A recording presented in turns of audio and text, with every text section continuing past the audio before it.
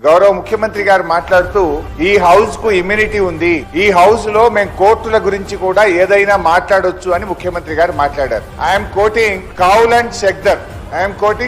And Shakdher page number 1021. ముఖ్యమంత్రి గారు ఏమన్నారంటే, మేము ఈ 10 మంది ఎమ్మెల్యేలు డిస్క్వాలిఫై కారు, అది గతంలో కాలేదు, ఇప్పుడు కూడా కారు అంటే నేను వెంటనే ఇక్కడ నుంచి సుప్రీంకోర్టులో ఉన్న మ్యాటర్ ను మీరు ఎట్లా మాట్లాడతారంటే, మాకు ఇమ్యూనిటీ ఉంది, మేము ఏదైనా మాట్లాడొచ్చు ఈ సభలో లోపల మాట్లాడతామన్నారు. అధ్యక్ష, page number 1021, discussion on sub జుడిస్ matter, members cannot refer to any matter of fact on which a judicial decision is pending.